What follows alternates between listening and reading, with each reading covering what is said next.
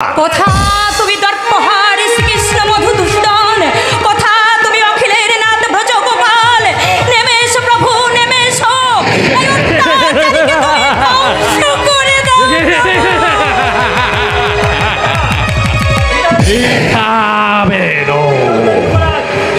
এই বিদর্ভের যুবরাজ রুগ্নের সাথে প্রতিদ্বন্দ্বিতা করার শক্তি এই ত্রিভুবনে কারণ আছে।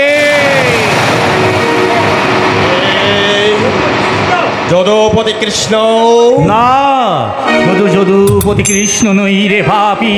দেখেছি জলে স্থলে অনালে অনিলে আমি, আকাশে বাতাসে শূন্যে মহাশূন্যে আমি, সৃষ্টি স্থিতি প্রলয়ে মহাপ্রলয়ে আমি, হিরণ্যাক্ষ হিরণ্যকশিপু আদি কত শতদত্ত, যার একটি মাত্র রুদ্র কটাক্ষে বিলীন হয়ে গেছে কালের আবর্তে। সেই অনাদি অনন্ত পুরুষ সর্বশক্তিমান পরম ব্রহ্ম এই আমি।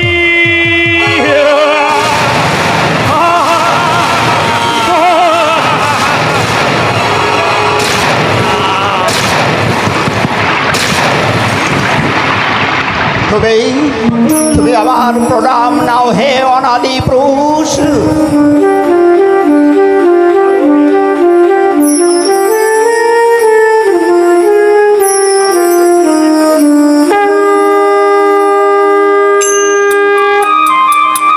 মা ভৈ যদা যদা হি ধর্মস্য গ্লানি ভবতি ভারত, অদ্ভুতানাম ধর্মস্য তদা তমোনাম সৃজমহম পরিত্রাণায়ং সাধুনাং বিনাশায় চ দুষ্কৃতম ধর্ম সংস্থাপনার্থায় সম্ভাবামি যুগে যুগে।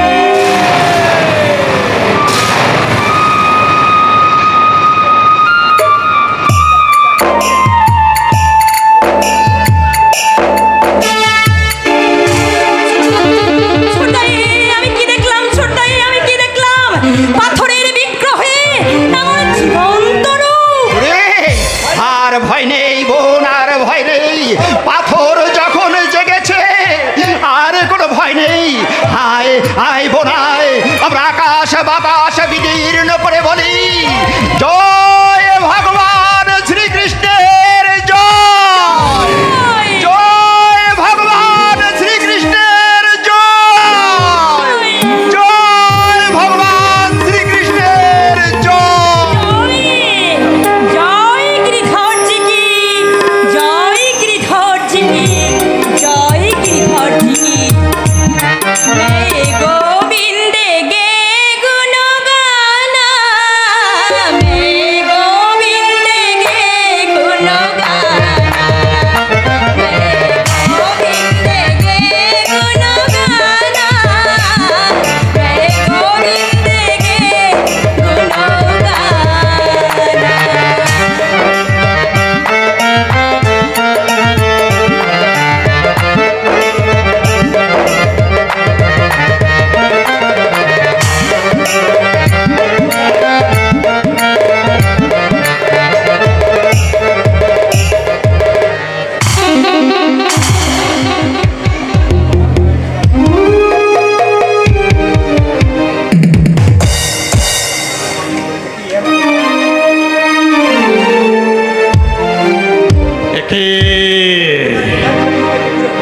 আমি কোথায় কোথায় গেল ওই ছাময় মূর্তি, কোথায় গেল সেই সুন্দরী কৃষ্ণর মূর্তি?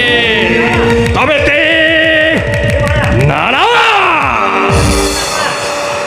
মায়া, এসবই ওই মায়াবী কৃষ্ণের মায়া। আমি ওই কৃষ্ণের মায়া জাল ছিন্ন করে জগৎ থেকে কৃষ্ণ নাম মুছে দেব, মুছে দেব।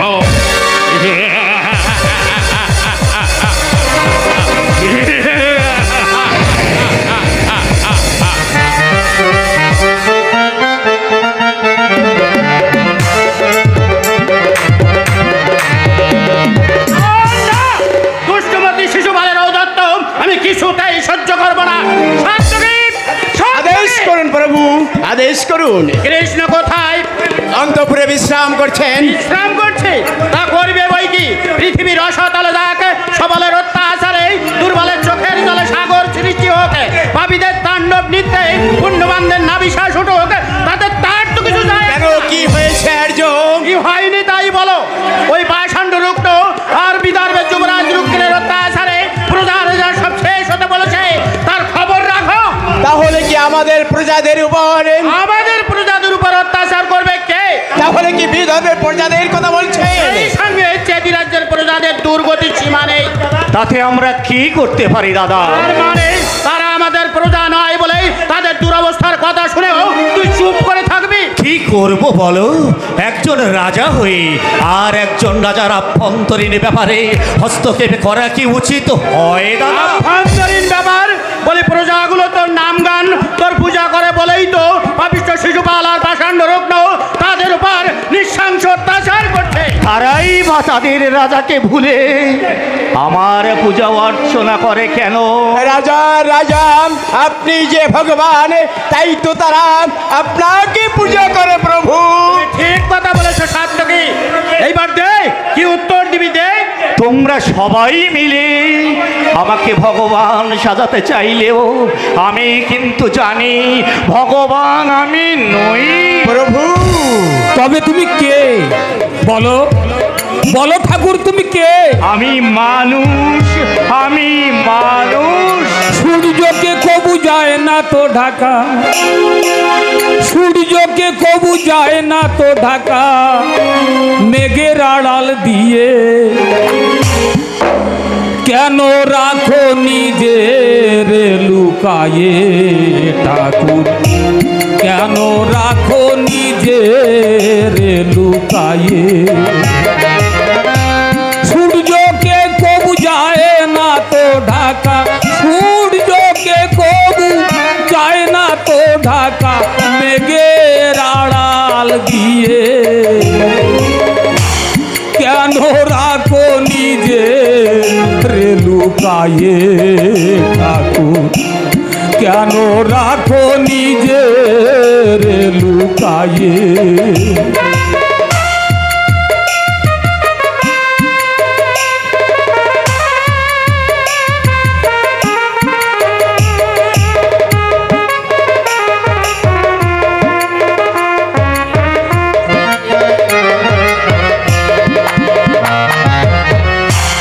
মানুষের রূপে তুমি, তুমি নারায়ণ, তুমি পূর্ণ ব্রহ্ম, তুমি সনাতন ঠাকুর, তুমি সনাতন, তুমি অনাদি অসীম অনন্ত, অনাদি অসীম অনন্ত, দাও যে সকল ভুলায়ে, কেন রাখো নিজে লুকায়ে ঠাকুর, কেন রাখো নিজে লুকায়ে ঠাকুর, কেন রাখো নিজে লুকায়ে? তাই আমাকে পাগল করবে দেখছি। তুমি যে আমাদের সবাইকে পাগল করে দিয়েছো ঠাকুর, তোমার নামে যারা পাগল হয়ে গেছে তাদের তুমি বাঁচাও ঠাকুর, তাদের তুমি বাঁচাও, সার্থক করো তোমার ব্যথাহারি নাম, ব্যথাহারি নাম। শুনলি কৃষ্ণ?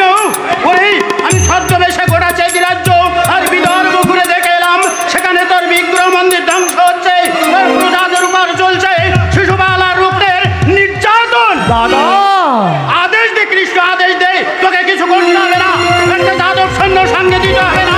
এটাই বলরাম বিশ্বনাশী ভালাগাতে কৃষ্ণের দেখি আর শিশুপালকে আমি আদেশ দিন প্রভু, আদেশ দিন। শান্ত হও সাত্তকী, তোমরা একটু ধৈর্য ধরো। ধৈর্য, এখনো ধৈর্য, আরো ধৈর্য। মাতুল কংসকে নিধনের পর আমি অনুতপ্ত দাদা। আর তোমরা আমাকে কার রক্ত গায়ে মারতে বলো না। এই দ্বারকার প্রাসাদে আমাকে একটু শান্তিতে বিশ্রামের অবকাশ দাও। তুই যত পারিস বিশ্রাম করে নে। আমি কিন্তু পরিষ্কার জানিয়ে যাচ্ছি, কৃষ্ণ নিন্দা, কৃষ্ণ ভক্তের অবমাননা আমি কিন্তু কিছুতেই সহ্য করবো না। কিন্তু দ্বারকাপতির আদেশ ছাড়া আদেশ, ওর আদেশের অপেক্ষা তোমরা করবে সাত্যকী। বলরাম আদেশের ধার দেবে না। কৃষ্ণ অপমানের প্রতিশোধ নিতেই আমি কৃষ্ণ লঙ্ঘন করবো। দেখি কে আমাকে কি দাদা, ওই মায়াবী দাদাটা শুনে দিলে আমার রাগটা একেবারে মাটি করি। তবে মরুকে আমি আর কিছুই বলবো না। না না, ওই পাষণ্ড রুগ্ন আর ওই শিশুপাল কৃষ্ণ ভক্তের টুটি নিমে মারুক, ভেঙে গুড়িয়ে তোলার সঙ্গে মিশিয়ে দিই। যেখানে যত দেব মন্দির আছে ধরণীর বুক থেকে মুছে দিক তারা কৃষ্ণ নাম। দেখে নিস এই বলরাম না আর একটা কথা বলবে না কিছুতেই। আমার রাজ্য আমার উপর অভিমান করে চলে গেল, কিন্তু বোঝে না। ও কি কে যেন এদিকে আসছেন? তবে কি কোনো শত্রু?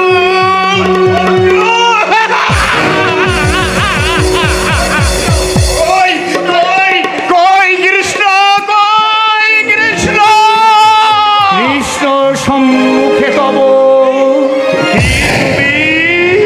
কি চাই তোমার এখানে? বিচার বিচার? বিচার চাই। কিসের বিচার? স্ত্রী পুত্র হত্যার বিচার। এ তোমার স্ত্রী পুত্রকে হত্যা করেছে। শুনবে, কৃষ্ণ আমার স্ত্রী পুত্রকে হত্যা করেছে। আমি তোমার সাবধান সাবধান। কৃষ্ণর নাম শুনে তোমাদের মাথাটায় খুন চেপে গেল কেন? কি বলছো তুমি? আমি তোমার স্ত্রী পুত্রকে হত্যা করেছি? তুমি হত্যা করেছ। স্তব্ধ হও উন্মাদ! মাথা নেবে কেন? আমার মাথা নেবে না। তবু আমি বলবো, কৃষ্ণ আমার শত্রু। জানো জানো, কৃষ্ণের জন্য আমার জীবন স্ত্রীর দেহটা আমার সামনে পশুর চিড়ে চিড়ে খেয়েছে। আর শুনবে ওগো কৃষ্ণ, আমাকে আমার একমাত্র সন্তানকে ওরা লালে লালে করে দিয়েছে। কি বলছো? সত্য প্রলাপ নয়। আমি শোনো বলি তাহলে, আমি একদিন নিষ্ঠাবান ব্রাহ্মণ ছিলাম। আমি আজীবন কৃষ্ণের পূজা করেছি। তার বিনিময় ওই রুগ্নের কথাকে সচল হয়ে গেল মানুষ সংসারটা। বলো বলো বলো, কে দায় আমার সোনার সংসার বেঁচে দেওয়ার জন্য? রুগ্নের অত্যাচারে তোমার সোনার সংসার শ্মশান হয়ে গেছে। তুমি ব্রাহ্মণ? হ্যাঁ সাত্যকী, ওর নাম সারো। আপনি একে চেনেন প্রভু? চিনি। তুমি আমাকে চেনো? চিনি বই কি। তবে তুমি থাকতে অভিশপ্ত কৃষ্ণের নাম যারা করে তাদের যেমনি করে সর্বহারা হতে হয়। প্রভু যদুপতি, তুমি অপরাধী কিনা? তবে এবার তুমি নিজেই বলো। স্বীকার করছি আমি অপরাধী। তুমি আমাকে শাস্তি দাও প্রভু। বাধা দিও না সাত্যকী, বাধা দিও না। আমাকে শাস্তি দিলে যদি ওর অশান্ত মন শান্ত হয়, স্ত্রী হারা পুত্র হারা শোকের জ্বালা বেটায় আমি যে নিজেকে ধন্য বলে মনে করব। যদুপতি, দাও ব্রাহ্মণ, আমাকে তুমি শাস্তি দাও। শাস্তি দেবো, শাস্তি দেবো।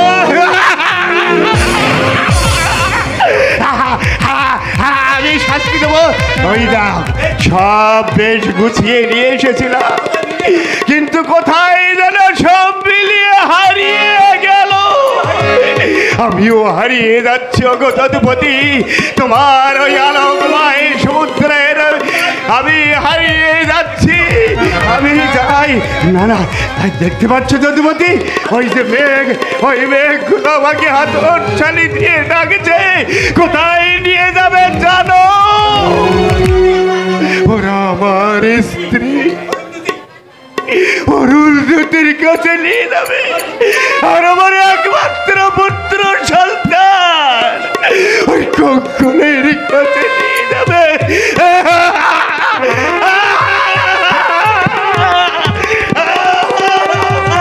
আমাকে শাস্তি না দিয়েই তুমি চলে যাবে ব্রাহ্মণ?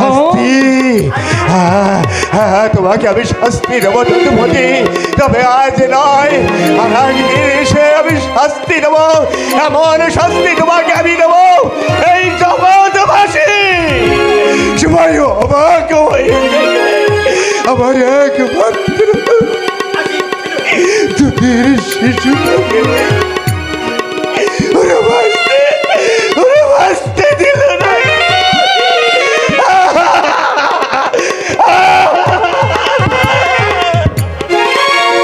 রুগ্নের অত্যাচারে ও আজ উন্মাদ হয়ে গেছে প্রভু। আজ নেও আমি যে ওদের জন্য কিছুই করতে পারছি না সাত্যকী। আমিও আপনাকে কিছুই বলতে চাই না প্রভু, শুধু একটাই প্রার্থনা, রাখে কৃষ্ণ মারে কে, কথাটা যেন মিথ্যা না হয় প্রভু, মিথ্যা না হয়, মিথ্যা না।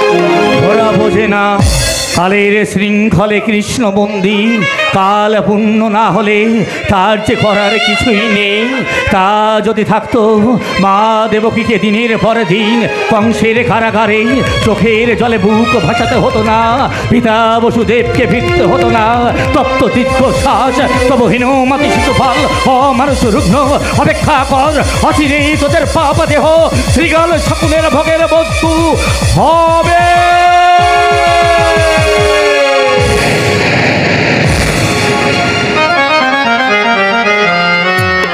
না না, আমার দাদাকে আমি অতক্ষণে অবিশ্বাস করতে পারবো না। তবু যদি তাই হয়, মোটে আমার দুঃখ নেই, কিন্তু রাজকুমারীর পত্রখানা যদি আমি দ্বারকাধীর পথে তুলে দিয়ে আসতে পারি। ব্যর্থ হবে বিশ্বাসঘাতক। আমি বিশ্বাসঘাতক? বিশ্বাসঘাতক। বড় যুবরাজের অজ্ঞাতে রাজনন্দিনীর প্রেমপত্র নিয়ে ওই দ্বারকায় যাওয়া কি বিশ্বাসঘাতকতা নয়? রাজনন্দিনীর রুক্মিণীর পত্র নিয়ে আমি দ্বারকা যাচ্ছি, তাও তোমরা জেনে গেছো? তা জানবে কেন? ভেবেছি ডুবে ডুবে জল খেলে শিবের বাবু টের পাবে না। দাদা, তুমি তাহলে সেনাপতি রক্তাক্ষকে ডেকে এনেছো? তুই বড় যুবরাজের বুকের উপরে বসে গোপুরাবি, আর আমি তাই চেয়েছি দেখবো ওর পত্রখানা কেড়ে নাও সেনাপতি, আর যদি না দেয় ওই ইতরটাকে খুন করো। আমি যাই বড় যুবরাজকে সংবাদ দিয়ে গিয়ে যে কন্দপ্পু মারা পড়ে। ভাই হয়ে আমার বিরুদ্ধে তুমি এমন কথা বলতে পারলে দাদা? এই পত্রখানা দে বলছে। না না, প্রাণ থাকতে রাজকুমারীর পত্র আমি কারো হাতে, সেই তারকাধিপতি শ্রীকৃষ্ণের হাতে ছাড়া প্রাণীদের রাজদ্রোহে তোকেই দিতে হবে প্রভুদ্রোহে। প্রভুদ্রোহে ওই বল কার আদেশে তুই রাজপুরোহিত কন্দর্পকে হত্যা করতে তরবারি? যুবরাজ, আমার পিতা মহারাজ ভীষ্মকে জীবিত থাকতে কে সে? কোন অধিকারে তুই রাজপুরোহিত গন্ধর্বের রক্তে স্নান করতে চাস? আমার পিতার অন্যেই কি পুষ্ট হয়নি তোর এই পাপ দেহ? এই প্রশ্নের উত্তর এই তরবারের মুখে গ্রহণ করো। দেখা যাক।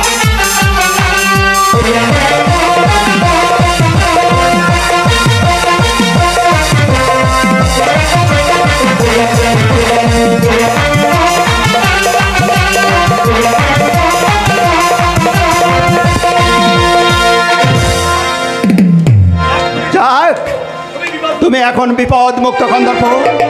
যাও কন্দর্প যাও, আর তুমি এখানে দেরি করো না, ওই দ্বারকাপতি শ্রীকৃষ্ণের কাছে আমার শ্রেয়ের বোন রুক্মিণীর পত্রখানা দিয়ে তাকে আমার প্রণাম জানিয়ে বলবে, তিনি যদি আমার ভগ্নির পানি গ্রহণ করতে সম্মত থাকে তাহলে এই নন্দন তার কাছে চিরকৃতজ্ঞ থাকবে, চিরকৃতজ্ঞ থাকবে। আমিও রাজকুমারীর পত্রখানা নিয়ে সেখানে যাচ্ছি। যদি রাজকুমারীর সঙ্গে ভগবান শ্রীকৃষ্ণের মহামিলন ঘটিয়ে দিতে পারি তাহলে বুঝবো এই পৃথিবীতে আসা আমার ব্যর্থ হয়নি, এই পৃথিবীতে আসা আমার ব্যর্থ হয়নি।